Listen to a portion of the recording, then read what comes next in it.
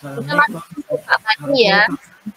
Halo, Ini Pak Bayu kan udah masuk. halo, suara saya sudah Ya, terdengar? Assalamualaikum Pak. Ya, Halo, sudah Pak bisa Ustaz. kedengaran, Ya, Pak. Waalaikumsalam. ya baik. Saya sudah kirimkan juga materinya di kota kelas tadi. Coba di Baik Pak, WhatsApp yang saya tadi. cek dulu. Bentar Pak ya, karena masih banyak yang masuk, jadi ini. Soalnya saya nggak bisa share screen ini. Sama seperti yang sebelumnya, nggak bisa share screen juga. Oke, siap, saya share screen Pak. Ya, saya nggak tahu kenapa ya.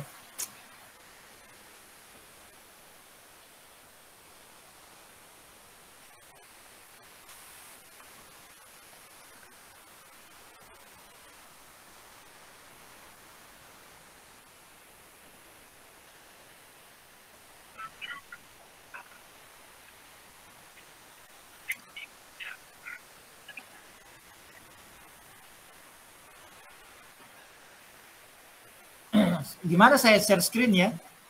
Kok nggak bisa ya? Susah juga nih kalau saya nggak bisa share screen. Udah nampak ya Pak ya, ini teman-teman Nampak. ya, udah kelihatan. Ya, nampak. Ya, Cuma udah maksudnya kelihatan. Sudah tampak. bukan, cuma maksud saya kalau saya mau nulis agak susah juga nih.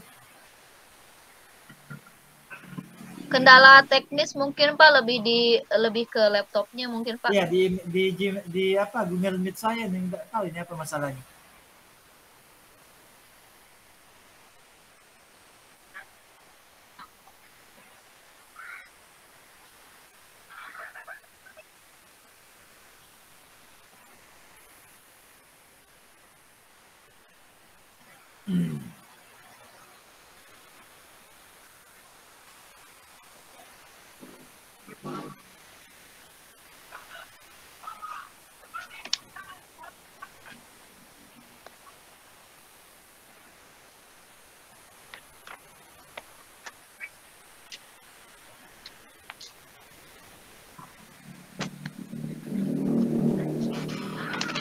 Terus Bu ya, bagian masih berikutnya lagi.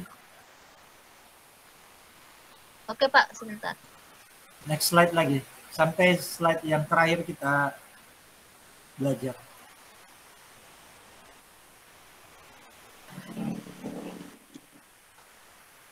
Yang ini ya Pak? Nah, baik. Sebelumnya? Atau Lagi sebelumnya? Iya, itu.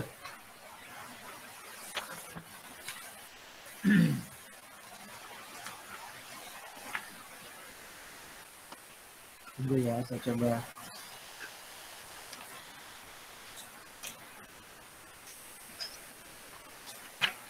Sudah pada masuk semua ya?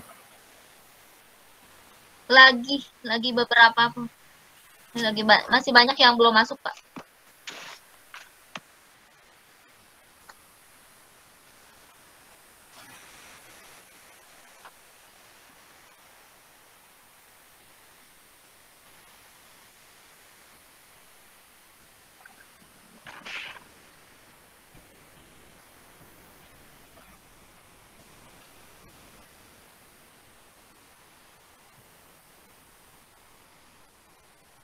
Baik, sambil kita nunggu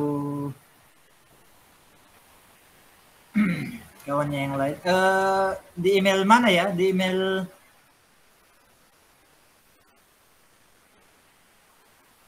tugasnya dikirim ke saya udah ya?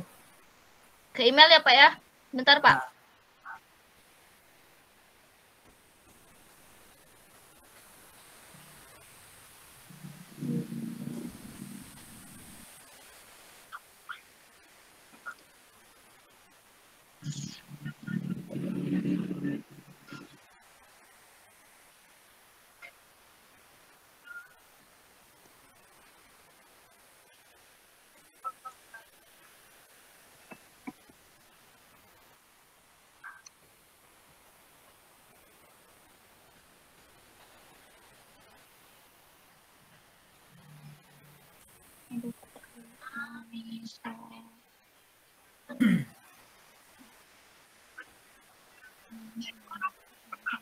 Sebelum kita memulai kelas kita, proses pelayanan Bismillahirrahmanirrahim. Alhamdulillahirrahmanirrahim. Assalamualaikum warahmatullahi wabarakatuh untuk semuanya. Waalaikumsalam warahmatullahi wabarakatuh. Saya sebelum memulai kuliah ini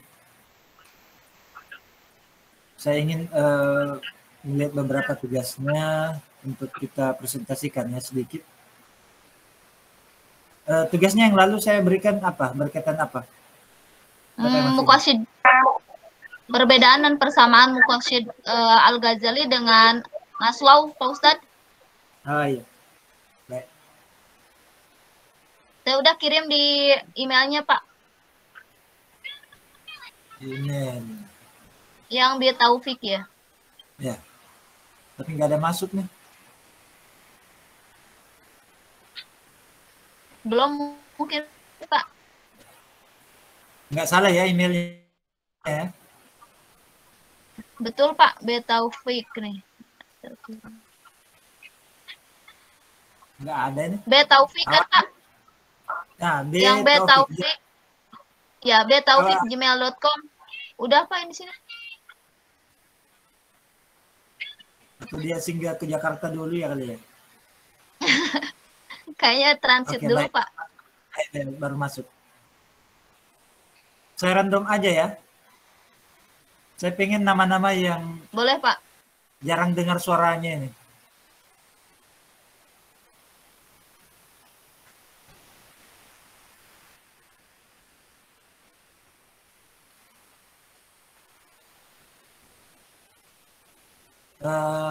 Saya random aja enggak ini.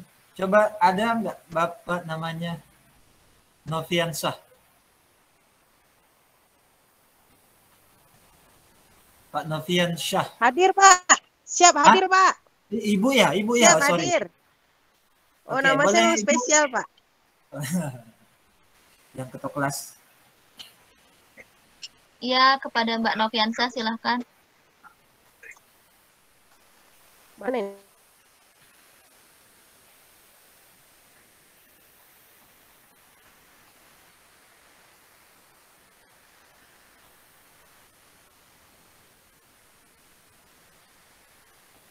Mbak Fian?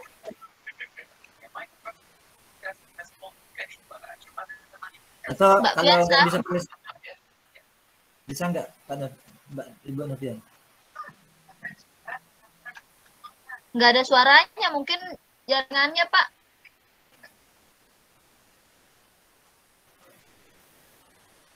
Tapi tadi bisa.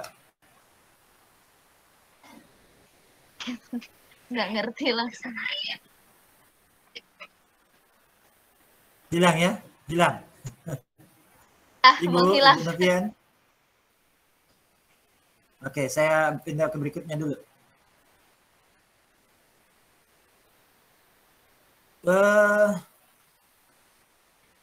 Bapak siapa nih? Sultoni.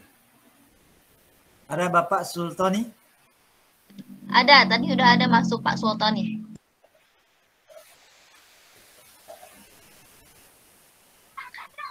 Pak Tony. Sultoni ada?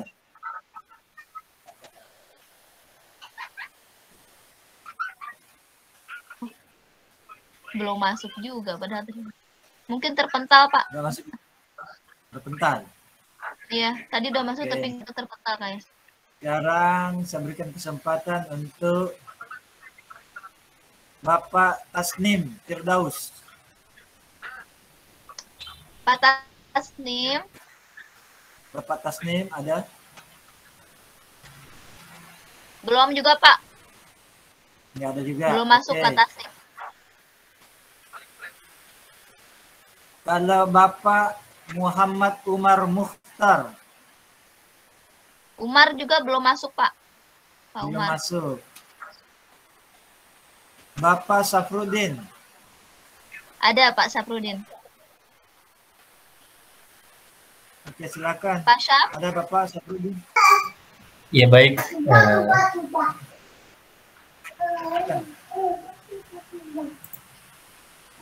Bisa? Iya bisa Ustadz, sebentar saya lagi buka.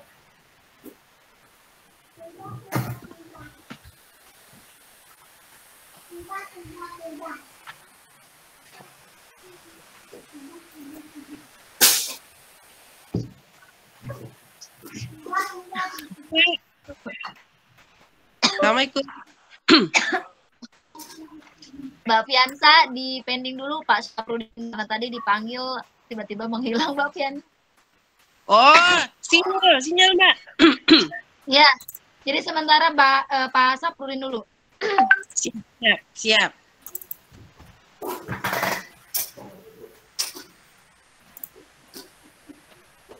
Baik, berarti saya bacakan saja Ustadz ya? Nggak usah dibacakan, tentang presentasikan saja apa yang menurut Anda menjadi poin-poinnya saja, nggak usah. Baik, saya screenshot, saya share screen ya Ustadz ya, izin ya. Atau begini, Oh, usah. supaya cepat, nggak usahlah share screen. Saya tanya aja, kira-kira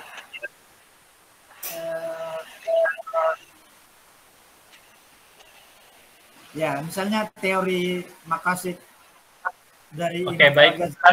Tugas yang kemarin tentang persamaan dan perbedaan teori mafasid menurut Al-Ghazali dan Maslow. Jadi saya sedikit ini saja uraikan sedikit teori mafasid menurut Al-Ghazali mencetuskan bahwa mafasid syariah tercermin dalam 5 hal pokok Ustadz, yaitu menjaga agama, jiwa, akal, keturunan, dan harta. Jadi setiap hukum atau aturan yang mengandung 5 prinsip ini maka dinamakan maslahat. Setiap keputusan hukum yang mengabaikan atau justru menafikan kelima dasar itu berarti mafsadah, Ustadz. Sedikit dari saya kutip dari teori maqasid Al-Ghazali. Sedangkan teori maqasid menurut Maslow merupakan Imam Al-Shatibi merupakan seorang ulama klasik yang banyak berbicara tentang maqasid al-syariah sehingga ada yang menganggapnya sebagai pelopor ilmu maqasid. Beliau juga mampu menggabungkan teori-teori usul fikih dengan konsep maqasid al-syariah sehingga produk hukum yang dihasilkan dipandang lebih hidup atau lebih kontekstual. Jadi saya juga di sini menggarisbawahi teori maqasid menurut Al-Ghazali dan Maslow itu persamaan teori maqasid Al-Ghazali dan Maslow, yaitu setiap manusia memiliki potensi nilai luhur yang baik.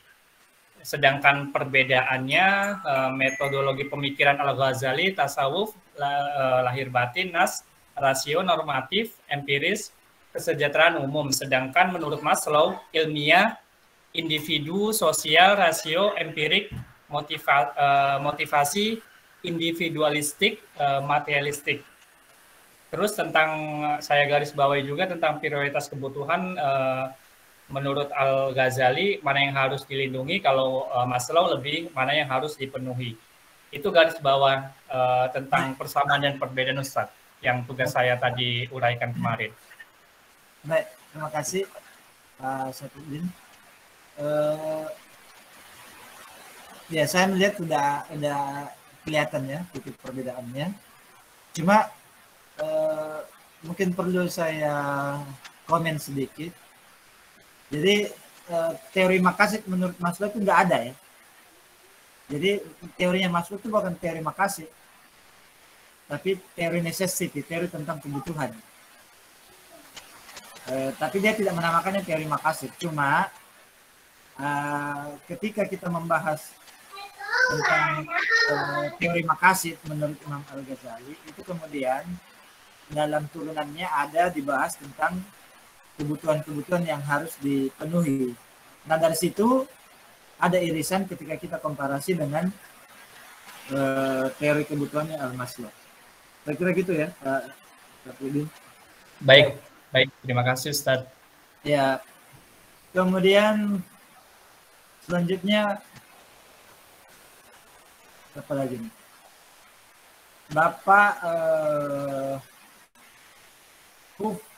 Mufrizatul Farida. Ini ibu atau bapak Ibu. nih? Ibu ya, ibu. Iya. Ada ibu Mufrizatul Farida?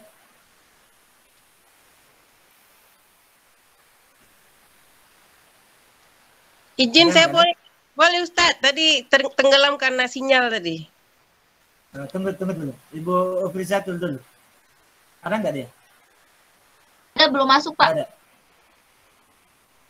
Oke, baik. Saya beri kesempatan Ibu Novian. Baik, terima kasih Pak. Assalamualaikum warahmatullahi wabarakatuh. Mohon izin, Waalaikumsalam. Ustaz Bayu, pada hari ini saya ingin menyampaikan tentang perbedaan Ya. persamaan teori makosid, teori Maslow, teori kebutuhan Maslow, dan teori makosid al-syariah menurut Al-Ghazali. Jadi kalau menurut Abraham Maslow itu adalah teori kebutuhan. Jadi menurut Maslow itu teori kebutuhan itu adalah teori yang memenuhi kebutuhannya yang paling rendah, barulah naik ke jenjang yang lebih tinggi. Jadi dalam teori Maslow itu ada lima teori kebutuhan, di mana ada kebutuhan fisiologis atau physiological needs dan kebutuhan rasa aman, kemudian ada kebutuhan sosial, kebutuhan penghargaan, dan kebutuhan aktualisasi diri. Sementara menurut teori makosid al-syariah Al-Ghazali juga ada 5 berdasarkan teori kemaslahatan inti. Di antaranya adalah menjaga agama, menjaga jiwa, menjaga akal, menjaga harta, dan menjaga keturunan. Adapun perbedaan pola pikir Maslow dan Al-Ghazali itu yang pertama adalah komparasi persamaan, di mana menurut Maslow dan Al-Ghazali adalah setiap manusia memiliki potensi dan nilai luhur yang baik. Sementara perbedaan pemikiran dari keduanya adalah menurut Maslow, rasio dan empirik, motivasi dan individualistik, sementara menurut Al-Ghazali, nas rasio atau normatif empiris, kesejahteraan umum. Selanjutnya adalah prioritas kebutuhan. Menurut Maslow ada di mana dulu yang harus dipenuhi, dan menurut Al-Ghazali adalah teori mana yang harus dilindungi. Jadi kedua-duanya berbeda, yang mana kalau menurut Maslow adalah kebutuhan, sementara Al-Ghazali adalah apa itu perlindungan. Jadi memang di antara kedua-duanya ada lima kemaslahatan, di mana 5 hierarki kebutuhan Maslow dan ada 5 perlindungan Al-Ghazali menurut dari teori masing-masing.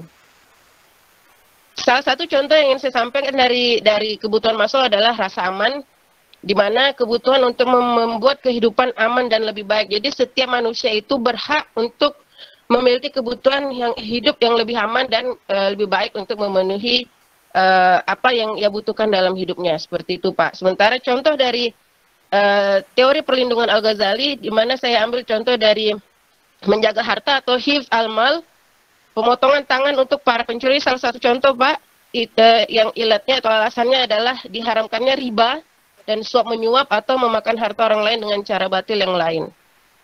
Saya rasa demikian, Pak. Baik, terima kasih Ibu Noviansa. Satu lagi, terakhir, Bapak Anang Mantufani, ada? Hadir Ustaz. Oke. Okay. Bisa Pak Anang Ya, presentasikan. izin Ustaz menerangkan sedikit mengenai ini suara saya kedengeran ya Ustaz? Enggak, kedengaran kok. Ini Kedengaran, Pak Anang. agak serasa basah ini. Ya, mengenai persamaan dan perbedaan teori dari Al-Ghazali dan Abraham Maslow. Untuk persamaannya sendiri, saya kemarin menjawab pertanyaan dari Ustadz terkait persamaannya untuk teorinya terkait pola pikir. Jadi Al-Ghazali pola pikirnya pertama mengenai tadi setiap manusia memiliki potensi dan nilai luhur yang baik, ya seperti yang disampaikan oleh Mbak Novian tadi ya. Maslow juga sama. Kemudian juga Al-Ghazali dan Maslow juga sama-sama baca menekankan perhatian kepada kebutuhan manusia. Kemudian Al-Ghazali dan Maslow juga memiliki tadi juga sama ya, 5. Kalau Al-Ghazali keniscayaan dalam hal harus melindungi. Kemudian kalau Maslow kebutuhan yang harus dipenuhi. Jadi 5 hierarki tadi kebutuhan. Kemudian untuk persamaan juga prinsip yang sama ini diajukan juga dalam hal kebutuhan, di mana Maslow membawa manusia ini pada kesadaran akan potensi baik yang dimiliki oleh masing-masing sehingga dapat tumbuh menjadi manusia yang utuh. Kalau Al-Ghazali ini menamainya dengan insan kamil atau manusia sempurna. Jadi untuk persamaannya, untuk perbedaannya agak kompleks, agak banyak. Pertama mengenai latar belakang pemikiran, di mana Al-Ghazali ini menjadikan agama sebagai tolak ukur pertama dalam rangka menyelamatkan jiwa manusia dan sumber dari ketenteraman jiwa manusia, di mana tujuannya dalam maslahah itu ya sama dengan tujuan syara atau memelihara agama. Sedangkan Maslow teorinya itu yang berkaitan dengan kebutuhan fisik manusia, karena kondisi pada saat itu manusia berada dalam keterpurukan, khususnya dalam bidang ekonomi. Jadi mereka banyak yang menderita kelaparan dan lain sebagainya. Kemudian untuk struktur manusia, Al-Ghazali berkaitan teorinya adanya struktur jiwa dari diri seseorang yang meliputi qalbun, kemudian ruh, nafas, dan akal, di mana unsur ini juga kemudian menjadi nafas rabbaniyah, di mana menggunakan pendekatan tasawuf. Sedangkan Maslow bahwa manusia itu adalah kesatuan utuh meliputi jiwa dan raga yang bernilai baik dan memiliki potensi sehingga sampai pada aktualisasi diri. Kemudian juga untuk metodologi pemikiran juga berbeda, di mana Al-Ghazali yang menggunakan pendekatan metodologi tasawuf, itu pendekatannya di lahir dan batin, sedangkan Maslow ilmiah, individu sosial. Kemudian juga nas rasio dari Al-Ghazali itu menggunakan normatif empiris dan Maslow menggunakan rasio empirik. Kemudian juga untuk Al-Ghazali metodologi pemikirannya terkait dengan kesejahteraan umum, di mana maslahnya am, jadi kemaslahatan umum. Kalau Maslow lebih dalam motivasi individualistik, materialistik. Kalau untuk perbandingannya tadi sama, ketika kalau Maslow itu 5 hierarki kebutuhan, jadi fokusnya dalam kebutuhan. Kalau Al-Ghazali menggunakan 5 tadi perlindungan. Maslow pertama fisik, kemudian rasa aman, kasih sayang, kebutuhan untuk dihargai, aktualisasi diri. Kalau Al-Ghazali lebih ke maqasidus syariah yang sering kita dengar, sering kita bahas pada hifdusdin, kemudian hidun nafas, hidun nasl, kemudian hidun akal, dan hidul mal. Di mana puncak dari perlindungan Al-Ghazali tersebut adalah kesejahteraan yang arahnya kepada masalah am tadi, dengan mewujudkan maslahah berupa manfaat, pemenuhan kebutuhan, dan juga menghindari kerusakan atau maldorot. Kemudian kalau puncak dari diinginkan capai oleh Maslow dalam hierarkinya tadi, kebutuhannya itu berupa aktualisasi diri yang lebih mengarah pada konsep individual, di mana puncak level tingginya Maslow ini dalam teorinya membuka ruang pada aspek tertinggi manusia, yaitu nilai spiritual dan panggilan untuk bertindak luhur. Ya, mungkin dari pemahaman inilah, jadi Maslow itu ingin memperkenalkan bahwa manusia itu adalah makhluk yang multidimensi, sekaligus bisa memberikan harapan kepada manusia untuk mencapai kodrat yang tertinggi. Mungkin itu saja yang bisa saya sampaikan, Ustadz, terkait dari persamaan dan perbedaan dari teori Maslow dan Al-Ghazali. Terima kasih.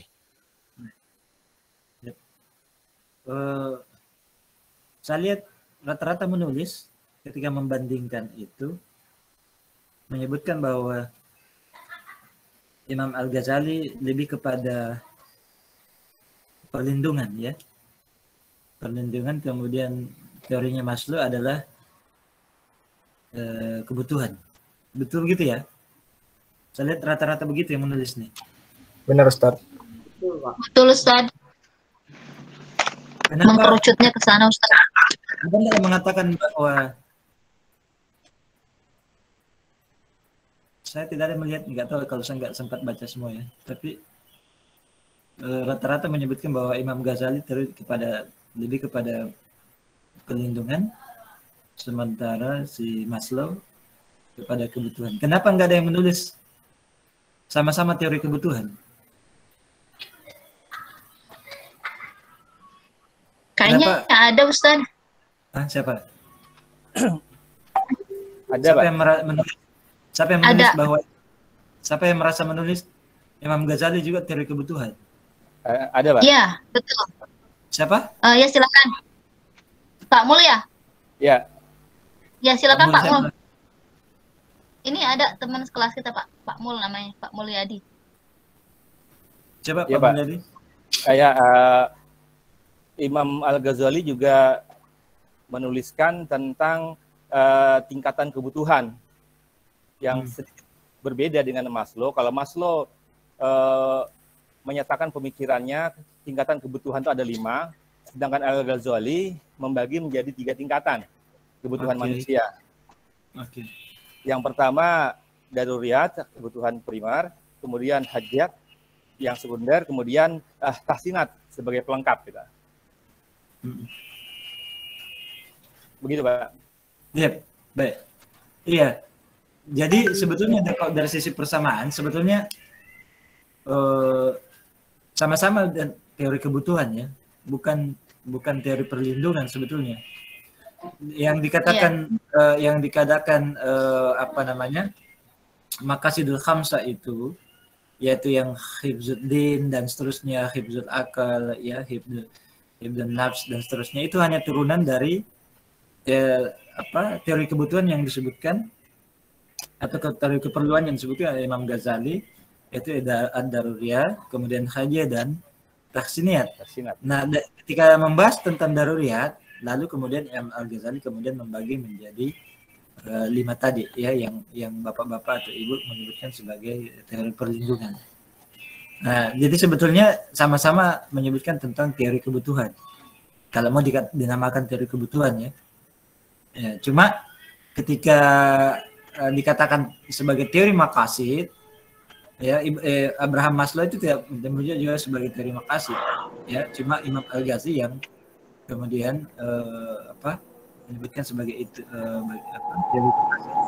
Nah, ketika kita membahas maqasid, memang kesannya memang karena disebutkan sebagai maqasidul khamsah, kesannya memang Imam Al-Ghazali berputar pada yang 5 itu, padahal sebetulnya ada yang lebih besar, yaitu yang pertama, yang teori kebutuhan tadi, diklasifikasikan pada teori kebutuhan.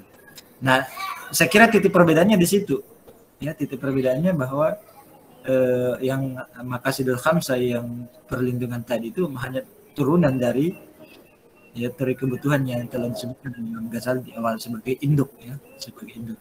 Sementara Abraham Maslow memang dia hanya fokus kepada langsung kepada teori kebutuhan. Itu pun teori kebutuhan kalau kita melihat Abraham Maslow sebagaimana yang ditulis oleh bapak-bapak dan ibu sekalian. Ini kan ada jenis-jenis kebutuhan yang sebetulnya secara pilihan saja beda. Secara pilihan beda, akan tetapi yang dimaksud itu sebetulnya sama, ya. Nah, di situ kemudian menjadi titik-titik persamaannya, meskipun dengan pengistilahan yang berbeda. Baik. Ala kulli hal, Ustaz, untuk sedikit menyampaikan. Ada sedikit boleh untuk menyampaikan menurut pandangan saya. Siapa? Iin Gunawan. Oh iya, oke. Pak Iin, silakan. Ya gini, ya menurut saya bahwa perbedaan antara teori kebutuhan Imam Al-Ghazali dengan Abraham Maslow itu, di mana Imam Al-Ghazali itu menitik beratkan kepada spiritualistik, dan dari spiritualistik itulah kemudian melahirkan berbagai pemahaman-pemahaman yang kemudian kita kenal dengan doruriyat, hajiyat, dan tahsiniyat. Dan turunannya kemudian apa yang kita kenal dari ketiga teori itu melahirkan sebuah pemikiran yang disebut dengan lima hal. Yang pertama misalkan hifdzuddin, hifdzun nafas, hifdzun nasal, dan seterusnya. Sementara apabila dilihat dari titik persamaannya adalah sama-sama menurut kedua beliau ini, kedua tokoh ini adalah manusia memiliki potensi dan kodrat yang baik serta positif. Nah, itu apabila dilihat dari kesamaannya. Tetapi yang jelas bahwa konsep Imam Al-Ghazali lebih kepada memprioritaskan agama, sedangkan konsep Abraham Maslow lebih kepada bersifat fisiologis terlebih dahulu. Demikian Pak Ustaz. Baik, itu juga betul ya. Jadi memang dari sisi epistemologis atau dari sisi sumber ya, sumber asasi menjadi atau paradigma lah, ya, paradigma yang menjadi sumber timbulnya teori itu ya. Memang Imam Al-Ghazali lebih kepada ritualitas atau lebih kepada didasari oleh pertimbangan agama ya. Sementara Abraham Maslow lebih kepada pertimbangan pemikiran atau melihat kepada psikologi atau behavior manusia ya. Jadi dan bahkan dalam beberapa tulisan Abraham Maslow itu juga dipengaruhi oleh paradigma materialism ya. Dalam beberapa referensi tentang Abraham Maslow itu diwarnai juga oleh paradigma materialism, karena manusia secara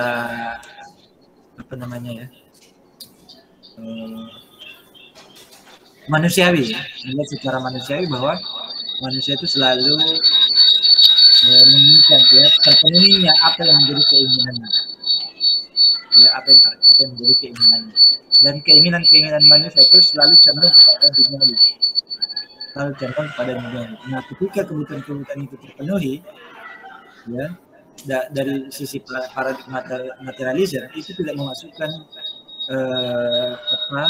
kebutuhan ukhrawi ya.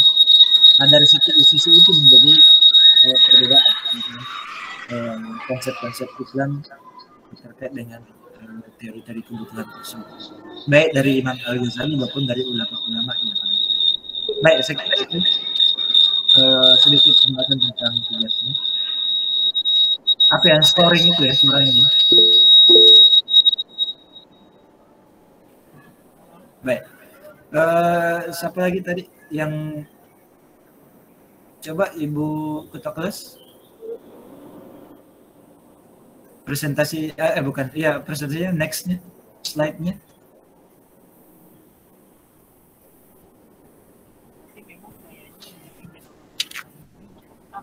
Ini karena masalah teknis dari Google Meet saya nggak bisa nge-share ini. Ketua kelas ada? Ibu Keis? Ibu Lisa atau Bu Keis? Bu Sri Gentari. Putri Gentari, Pak. Bu Sri kemana Bu Sri? Mungkin bisa dibantu sama wakil ketua Pak Saf. Ketua atau Pak Saprudin, Pak Saprudin. Tapi ini masih punya Bu. Ini Bu Sri ini. Oke. Lanjut share Bu Sri. Next slide-nya Ibu. Nih ya. Oke. Bukan sebelumnya.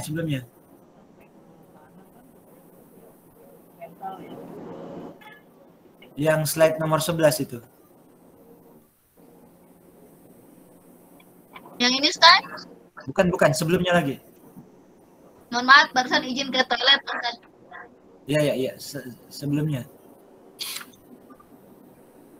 Bukan.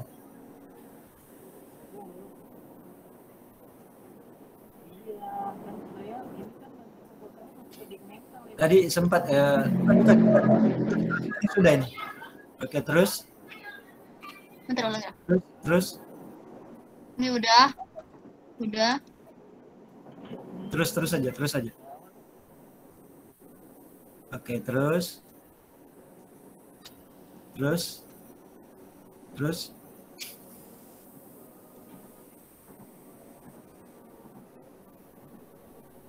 Oke, baik.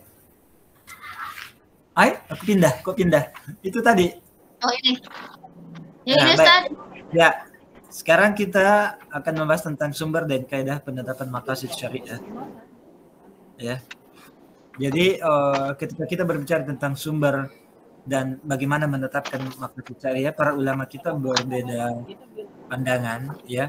Meskipun sebetulnya sekali lagi para ulama ketika membahas maqasid syariah secara general ataupun secara prinsipil mereka itu sama. Ya, cuma mungkin dalam beberapa perinciannya atau ketika mereka membahas ya tentang maqasid itu secara terperinci mungkin ada titik-titik perbedaan, tapi ya secara in general mereka itu sama ya. Seperti misalnya Imam Al-Ghazali dalam kitabnya Al-Mustasfa ya, kitab usul fikihnya menyebutkan bahwa sumber dan atau bagaimana kita menetapkan maqasid syariah itu ya sumbernya jelas dari Al-Qur'an, As-Sunnah dan ya, Al-Quran, As-Sunnah dan Ijma. Jadi sumber maqasid syariah itu katanya dari ayat-ayat Al-Quran ataupun dari hadis Rasulullah SAW dan ijma para ulama. Nah, tanpa kemudian ada perincian secara khusus yang disebutkan oleh Imam Al-Ghazali. Kemudian selanjutnya Imam Al-Is bin Abdus Salam ya, di dalam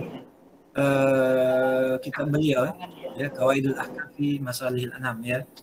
Ini juga kitab usul fiqh ya. Nah, beliau menyebutkan bahwa sumber maqasid syariah itu yang pertama Al-Qur'an, kemudian As-Sunnah, kemudian Ijma. Nah, ini dari sisi ini sama dengan Imam Al-Ghazali. Tapi kemudian ya Imam Al-Is bin Abdus Salam menambahkan dengan qiyas. Qiyas mu'tabar. Ya, qiyas mu'tabar. Nah, dari sisi ini yang sempat kita bahas pada pertemuan awal-awal ya, sempat kita bahas bahwa Imam Al-Ghazali sebetulnya kurang sepakat kalau memasukkan qiyas itu sebagai sumber maqasid. Ya, qiyas. Izin Pak Ahmad, ya. Suara apanya Pak Ahmad? Ya. Jadi Imam Al-Ghazali kurang sepakat dengan memasukkan qiyas sebagai sumber penetapan maqasid syariah. Dan Imam Al-Ghazali itu berbeda dengan Imam Al-Is bin Abdus Salam, begitu juga berbeda dengan Imam Asy-Syatibi. Ya. Imam Asy-Syatibi karena menganggap bahwa pemikiran manusia tidak bisa menentukan secara langsung apa tujuan syariah kecuali ya ada karina-karina dari Al-Quran, As-Sunnah ya yang kemudian ditetapkan bersama ijma ulama ya terkait dengan maqasid tersebut. Jadi ketika Imam Al-Ghazali membagi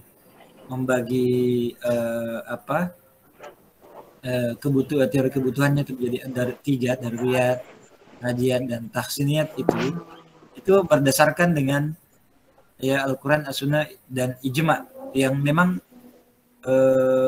ya ketika berbicara Al-Quran dan berbicara As-Sunnah itu tentunya ada ulumnya ya, ada ulum Al-Quran, ada ulum As-Sunnah yang berdasarkan itu para ulama ya mengistiqra keduanya lalu berijma ya tentang maqasid tersebut. Nah, di situ perbedaan dengan ulama ya. Kemudian kalau Imam Al-Is bin Abdus Salam, qiyas itu pun bukan qiyas sembarangan ya, tapi qiyas mu'tabar. Ya, qiyas mu'tabar maksudnya qiyas yang dilakukan oleh para ulama yang mu'tabar, bukan oleh setiap orang. Atau bukan oleh sembarang orang. Ya, karena kalau urusan ini diserahkan kepada sembarang orang yang tidak memiliki ilmu syar'i ya, yang bukan ulama, maka bisa jadi hukum itu dibelokkan ke sana kemari. Hanya berlandaskan dengan asumsi-asumsi individual semata. Nah, dan itu sebetulnya menjadi kekhawatiran Imam Al-Ghazali ketika hukum-hukum syara itu dibelokkan hanya berdasar dengan alasan maqasid. Hanya dengan alasan maqasid. Karena maqasid itu kan selalu berbicara tentang maslahah. Ya. Dan ketika kita berbicara tentang maslahah itu tidak dikembalikan kepada syahwat dan pemikiran manusia. Tapi memang betul terkandung di balik penetapan hukum syara. Ya. Jadi maslahahnya hukum itu, ya, atau kebaikan-kebaikan hukum itu, atau apa yang ketika hukum itu menyuruh kita melarang sesuatu kita lakukannya, ya, agar menghindarkan diri kita dari mudarat. Nah, menghindarkan diri dari mudarat atau untuk mendapatkan maslahah itu tidak bisa berdasarkan asumsi manusia saja, tapi betul-betul, ya, berdasarkan ilmu yang kemudian ilmu-ilmu ini yang dimaksud adalah merujuk kepada pemahaman syara. Ya, tentu saja yang paling bagus pemahaman syar'inya adalah para ulama, sehingga dikembalikan kepada pandangan-pandangan para ulama yang muktabar. Ya, seperti contoh, ya, sekedar contoh, ya, beberapa waktu yang lampau kan pernah ada yang menyebutkan bahwa hukum syara itu kan memudahkan. Ya, hukum syara memudahkan. Lalu kemudian hukum syara itu beredar bersama ilahnya, ya, wujudan wa adaman. Ya, kalau ilahnya ada maka hukumnya ada. Kalau ilahnya tidak ada maka hukumnya juga tidak ada. Dulu pernah ada orang yang berpandangan bahwa seperti khamar atau minuman keras yang beralkohol itu memang kalau di Indonesia haram. Karena Indonesia katanya daerah panas, ya kan? Daerah panas. Jadi kalau di daerah dingin seperti Eropa, apalagi Eropa Timur atau misalnya di Kutub Utara, bisa jadi khamar atau minuman beralkohol itu halal.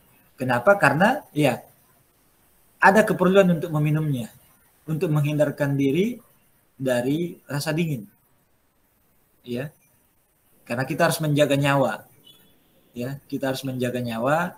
Kita harus menjaga diri dari terjatuh kepada kemudaratan, dan salah satu untuk cara untuk menjaga diri, menjaga nyawa dari kemudaratan adalah dengan, ya, melawan hawa panas, melawan hawa dingin. Ya, melawan hawa dingin itu caranya dia minum alkohol. Nah, jadi seperti itu. Itu asumsi-asumsi yang ketika diserahkan kepada pemikiran-pemikiran manusia. Padahal kalau kita melihat di tempat-tempat dingin seperti di Eropa Timur ataupun di Eropa secara umum, ketika musim dingin, toh masih banyak juga yang mampu bertahan hidup, bahkan terlalu banyak, ya, hampir kebanyakan manusia itu bisa bertahan hidup di masa yang dingin tanpa meminum alkohol. Artinya itu bukan satu-satunya cara untuk menghindarkan diri dari cuaca dingin. Itu contoh saja, ya, contoh. Jadi kias ini kembali kepada kias muktabar. Kemudian sahihul istidlal, ini sama. Benarnya cara beristidlal. Kalau yang tadi saya cerita itu tentang khamar adalah model istidlal yang khata, yang tidak benar, ya, maka bagaimana sisi pendalilan? Bagaimana ketika kita bertemu nas ayat Al-Quran ataupun nas hadis, bagaimana model istidlalnya? Bagaimana model istimbat hukumnya? Nah, itu kita sudah sedikit introduction-nya belajar, ya, ketika belajar usul fikih, ya. Artinya untuk mengeluarkan hukum, ya, untuk berdalilkan dari suatu nas ada ilmunya juga. Ada ilmunya, tidak sembarangan. Ya, tidak serampangan menempatkan dalil pada sesuatu yang sesuai keinginan kita saja. Tapi kalau kita nggak mau pakai dalil kalau nggak sesuai dengan keinginan kita, nah, itu namanya tidak sahih dalam beristidlal. Ya, khata. Ya. Kemudian akal, boleh dipakai akal. Menurut Imam Al-Is bin Abdul Salam boleh dipakai akal. Ya, tapi akal ini, ya, dipakai dalam, ya, memahami nas-nas. Ya, dipakai dalam mendalami ilmu tentang bagaimana cara beristidlal dan beristinbat dan seterusnya. Jadi dia hanya apa ya, berjalan bersama dengan nas, ya, berjalan bersama dengan nas. Ya, tidak kontradiksi antara nas dan akal. Dan begitulah syariat Islam. Dia tidak akan bertentangan dengan antara nas dan akal, atau antara nakal wal akal, ya, akal wal nakal. Kalaupun kelihatannya bertentangan, kontradiksi, itu kemungkinan akal kita saja yang belum paham. Ya, bukan berarti nasnya salah, tapi akal kita mungkin yang belum memahami ya, apa yang dimaksud oleh nas tersebut. Kemudian andaian muktabar, ini asumsi juga andaian muktabar, tapi sekali lagi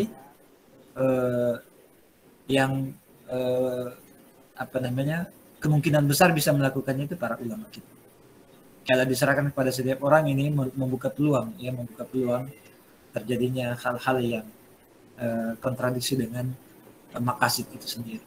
Kemudian istiqra ini menganalisis, mengkaji dalil-dalil, ya, mendalami, ya, dia pelajari nas-nas tersebut, itu istiqra, masuk dalam anak istiqra. Kemudian pengalaman, nah ini juga pengalaman, tapi ini kadang-kadang pengalaman kasustik. Ketika ada pengalaman yang kemudian dianggap sebagai bersesuaian dengan maqasid atau kemaslahatan, bisa jadi, tapi sifatnya kasustik, tidak bisa berlaku kepada semua orang, ya, tidak bisa berlaku kepada semua orang bahwa setiap pengalaman setiap orang menjadi dasar. Baik, kemudian Ibnu Taimiyah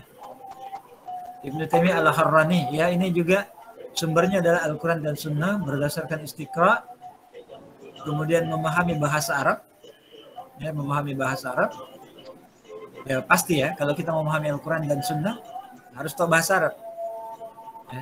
Jangan kayak banyak orang sekarang yang ya secara bahasa Arab pun dia nggak tahu, lalu kemudian mencoba menafsirkan Al-Quran, mencoba mensyarah hadis, padahal bahasa Arab dia seluk-beluk bahasa Arab dia tidak tahu, ya. Kata Ibnu Taimiyah, harus dia menguasai ilmu Al-Quran. Ini kaidahnya juga untuk menetapkan maqasid syariah, dia harus menguasai ilmu Al-Quran. Kemudian amalan sahabat Nabi bisa menjadi rujukan bagaimana Nabi melakukan, ya, hukum-hukum syara, atau bagaimana mereka menjalankan syariat Islam ini, ya, dalam salah satu mazhab, ya, seperti mazhabnya Imam Malik, itu memang menjadikan salah satunya adalah sumber penetapan hukumnya adalah dengan menjadikan amalan orang-orang Madinah, ya, di zamannya, amalan orang-orang Madinah zaman sebagai salah satu sumber hukum jika dia tidak dapatkan dari Al-Quran ataupun As-Sunnah, ya, atau tidak ada ijma juga ulama tentang masalah itu, maka dia melihat bagaimana amalannya penduduk Madinah di masa beliau, ya, di masa beliau. Ini amalan sahabat Nabi, ya. Dan memang jelas ya dalam hadis Nabi kan ada, ya, gimana bunyinya itu tentang hadis yang iftirakul ummah, ya, tentang perpecahan umat. Ketika terjadi perpecahan umat, ya, ikutlah Al-Quran, sunnah, ikutlah sunnahku wa sunnatul khulafa ar-rasyidin, ya, alaikum bisunnati wa sunnatil khulafa ar-rasyidin, ikutlah kepada sunnahku dan sunnahnya khulafa ar-rasyidin. Kemudian termasuk bagaimana penetapan maqasid syariah. Kalau semua itu Al-Quran, Sunnah, ijma, ya, amalan sahabat Nabi nggak ada menyebutkan itu, artinya secara syara, ya, secara syara itu tidak, secara nas itu memang tidak disebutkan. Maqasid itu tidak disebutkan. Rapat banget, ya. Jadi dalam nas-nas Al-Quran, dalam nas-nas hadis, ataupun amalan sahabat, ataupun ijma ulama tidak ada, berarti nas-nas terkait dengan maqasid itu tidak disebutkan secara terperinci. Maka pada saat itu, ya, dalam pandangan itu, ya, maka pada saat itu kita kemudian melakukan, ya, atau dikembalikan pada qiyas mu'tabar, dikembalikan pada sahih istidlal dan seterusnya, ya, dikembalikan kepada andaian-andaian mu'tabar dan seterusnya. Artinya kalau ada syarat menyebutkan secara terperinci, maka itu yang didahulukan. Jadi kalau ada nas-nas menyebutkan secara terperinci, maka itu dulu yang diambil sebagai sumber maqasid. Kalau tidak ada nasnya, maka kemudian diistikra dan diambil dari andaian-andaian mutabar, dari kias dan seterusnya. Kemudian Imam Asy-Syatibi. Imam Asy-Syatibi. Nah, ini juga ya, menurut beliau wahyu yang dimaksud itu Al-Quran dan Sunnah. Disebutkan wahyu. Kemudian ijma ulama.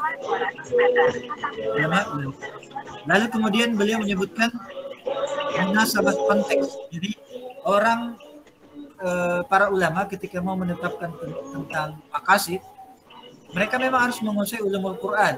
Nah, di sini samanya dengan Imam Ibn Taimiyah, karena kalau kita tidak memahami ulumul Quran, tafsirnya dan seterusnya yang terkait dengan Al-Quran, bahkan dia tidak paham bahasa Al-Quran dan seterusnya, bagaimana caranya dia memahami munasabah konteks, ya, konteks ayat dengan konteks kenyataan, ya. Itu mesti dipadankan, ya. Mesti diharmonisasikan. Oh, ada ayat dalilnya seperti ini, konteksnya gimana? Lalu ada kenyataan, konteksnya gimana? Apakah sama? Kalau tidak sama, maka berarti berbeda penetapan hukumnya, berbeda penetapan maqasid atau maslahahnya. Tapi kalau dalam konteks kenyataan dan konteks kenyataan, ya, itu maka bisa jadi konteks ayat itu memang menyebutkan terkait dengan kenyataan tersebut, atau bisa jadi kita kiaskan dari ayat pengambilan hukum terhadap kenyataan yang terjadi. Ya, jadi munasabah konteks. Imam Asy-Syatibi sebetulnya banyak menyebutkan beberapa kaidah penetapan maqasid, cuma nanti kita akan bahas pada kesempatan yang lain. Dia mirip dengan apa yang disebutkan dengan Imam Al-Is bin Abdul Salam dan Imam Ibn Taimiyah. Kemudian yang terbelakang, ya, ini ulama juga, Thahir Ibnu Asyur, ya, yang terkenal juga buku beliau tentang maqasid, ya, maqasid syariah. Beliau bahkan menyebutkan yang pertama itu istiqra.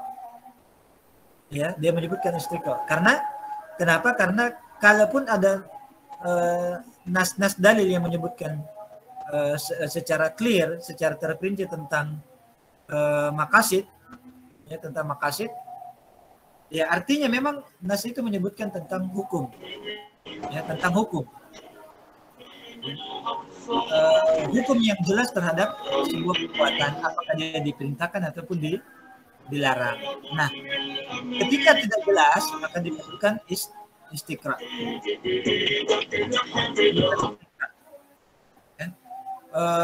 Dan di situ beliau menyebutkan pertama, ya, dan kemudian yang Al-Quran dan Sunnah mutawatir. Mutawatir. Al-Quran dan Sunnah mutawatir. Pak Ahmad Mardono, coba di-mute dulu. Pak Ahmad. Izin Pak Ahmad, suaranya Pak Ahmad. Menyebutkan. Baik.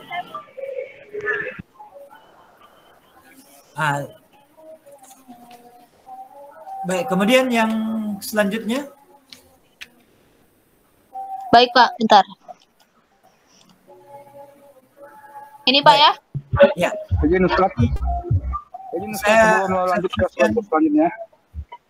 Saya khususkan terkait dengan Asy-Syatibi. Pak Ustadz, ya. Ada yang masuk Pak Datuk Majo. Mungkin mau bertanya Pak Ustadz.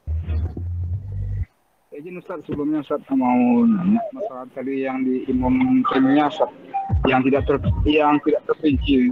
Jadi masih ragu Ustaz, yang maksud tidak terperinci ini gimana gitu Ustaz? Tidak jelas Pak, anunya dia kayak mendengung-dengung suaranya ke saya. Pak Datuk Majo. Mengenai yang pendapat Ibnu Taimiyah tadi Ustaz. Coba boleh ditulis saja Pak.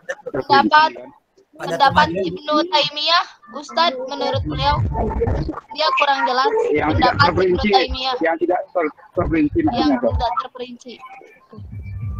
Nah, maksudnya itu karena ini akan menimbulkan keraguan nanti gitu. Makasih Ustaz. Saya nggak jelas. Coba boleh ditulis saja Pak Datuk Majo di chat, nanti saya coba baca. Ya, ditulis dulu di chat, chatting roomnya itu, nanti saya baca. Ya, supaya lebih jelas pertanyaannya kemana. Ya, baik. Kemudian Imam Asy-Syatibi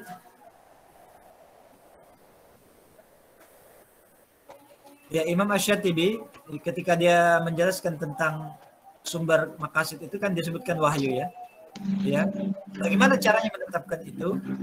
Ya, di wahyu itu kan ada beberapa ya.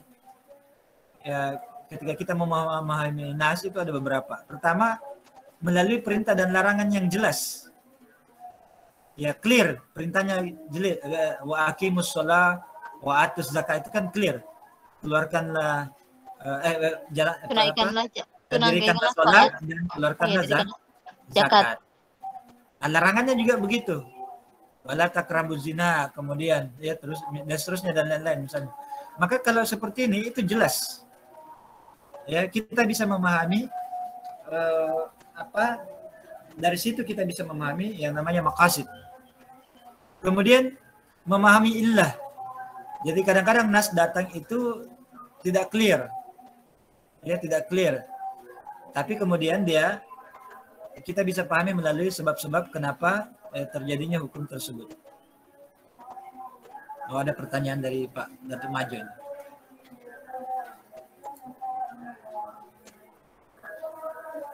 Tentang pendapat Ibnu Taimiyah tentang yang tidak terperinci. Jadi bagaimana cara penetapan serta pemahamannya kalau itu tidak terperinci menimbulkan banyak pemahaman atau pendapat.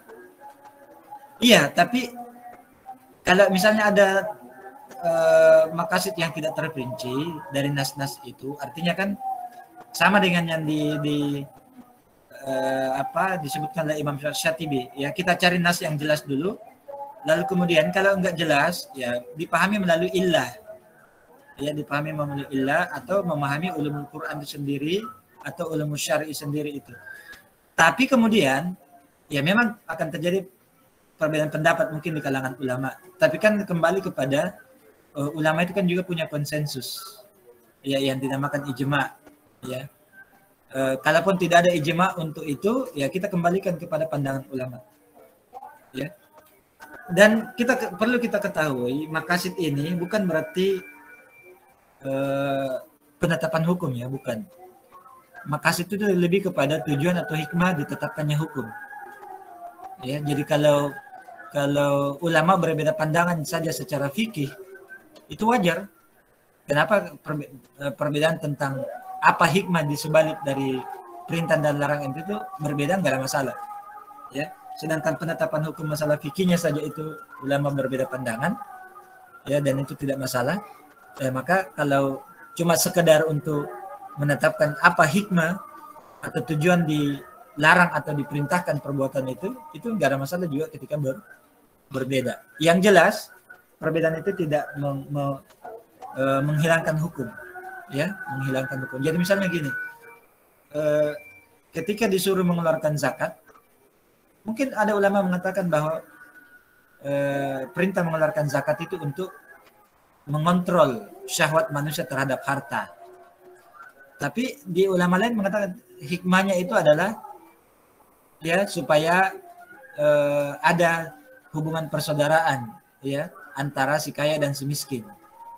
Kan gitu. Jadi sebetulnya perbedaan itu saling melengkapi saja, ya, tanpa menghilangkan maksud dari penetapan hukum itu, yaitu memang keluarkanlah zakat. Ya, ketetapan hukumnya adalah ya wajib, kan begitu ya, begitu ya Pak Maja ya. Baik. Ya, oke, terima kasih. Kemudian maqasid utama dan cabang. Jadi kalau Imam Asy-Syatibi membagi ada yang namanya maqasid utama dan cabang. Jadi misalnya ada dalam nas, itu bisa jadi dia mengandung maqasid yang utama, tapi kemudian cabangnya itu bisa dipahami melalui ya qiyas ya ataupun ijma ulama ya tentang maqasid tersebut. Jika syariat tidak menyebutnya secara terang, ini sama dengan pandangan Imam Ibnu Taimiyah. Kemudian istiqra, kemudian memahami melalui bahasa melalui bahasa Arab. Baik. Nah, terkait dengan wahyu ini, coba next slide. Ya, kita membahas sedikit tentang kaitannya antara dalil-dalil Al-Quran dan maqasidnya. Tentang dalil-dalil Al-Quran dan maqasid. Jadi sebetulnya di situ dalil Al-Quran dan As-Sunnah ya. Dalil Al-Quran dan As-Sunnah. Cuma mungkin banyak pembahasannya terkait dengan nas-nas Al-Quran. Nah, untuk menentukan maqasid itu diperlukan nas zahir dan jelas. Atau disebut oleh para ulama kita dilalahnya mantuk. Clear ya, jelas. Itu ada dalam Al-Quran ya. Misalnya contoh dalil-dalil yang sharih, yang jelas ya, yang kalau kita baca saja kita sudah paham ya. Misalnya seperti dalam Al-Quran surah Al-Baqarah ayat 185 ya. Di situ Allah Subhanahu wa taala berfirman, yuridullahu bikumul yusra wala yuridu bikumul usra. Ya. Allah menghendaki kamu beroleh kemudahan untuk mendapatkan kemudahan. Ya, Allah menginginkan bagimu kemudahan. Yuridullahu bikumul yusra wala yuridu bikumul usra. Ya, dan Allah tidak menghendaki kamu ya mendapatkan kesukaran. Jelas ya. Nah, kalau kita baca ayat ini jelas Allah itu menginginkan kemudahan kepada kita. Ya. Di ayat lain disebutkan wa ma ja'ala alaikum fid dini min haraj. Allah tidak menjadikan dari ad-din ini, Allah tidak menjadikan dari syariat ini kesukaran-kesukaran buat kalian.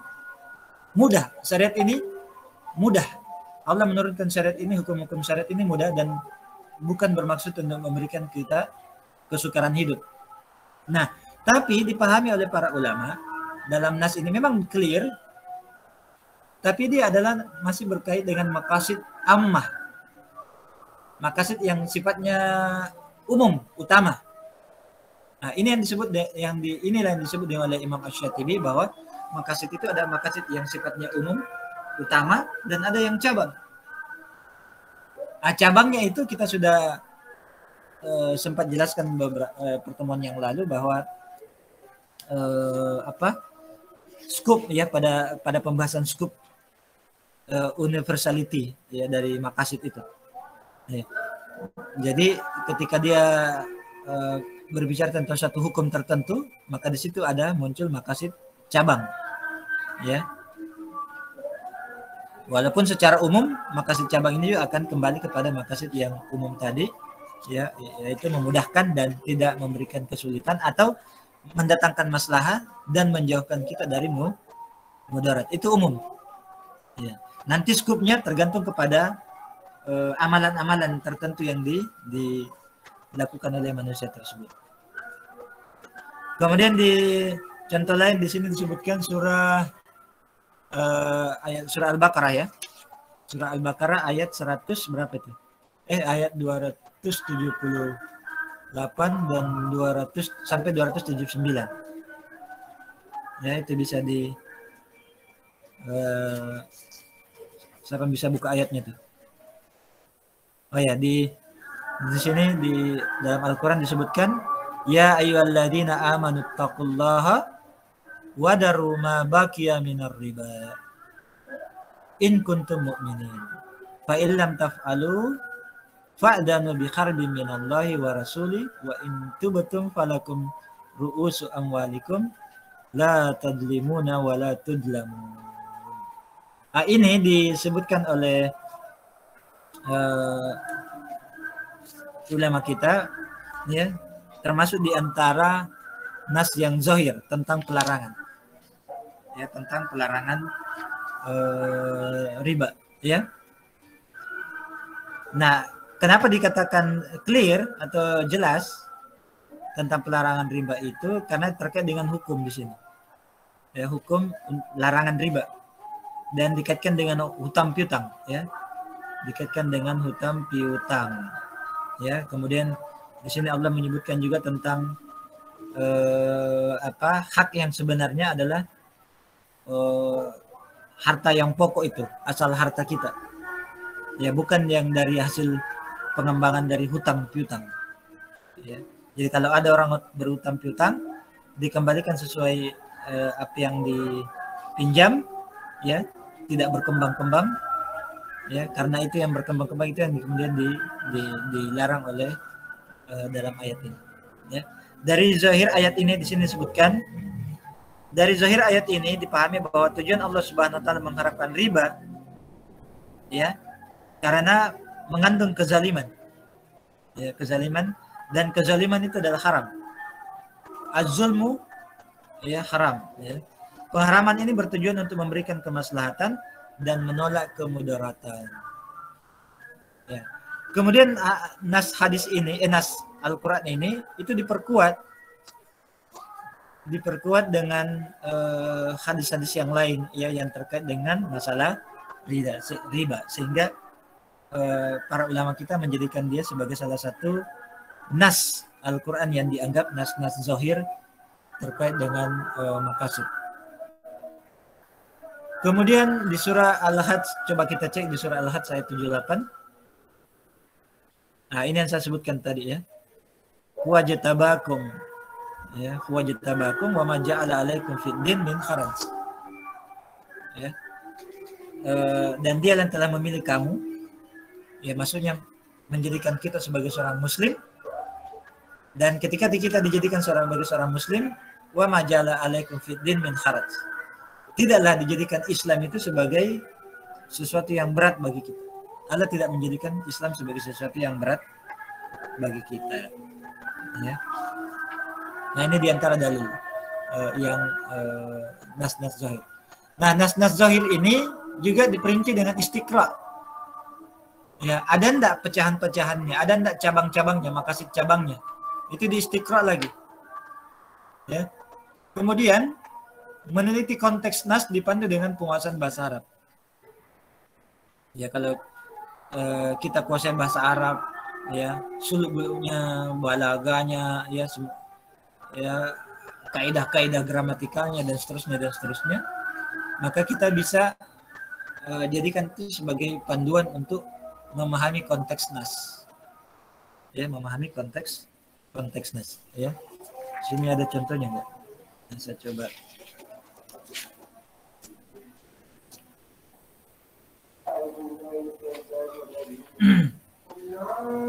Oke. Kata Imam Al-Ghazali,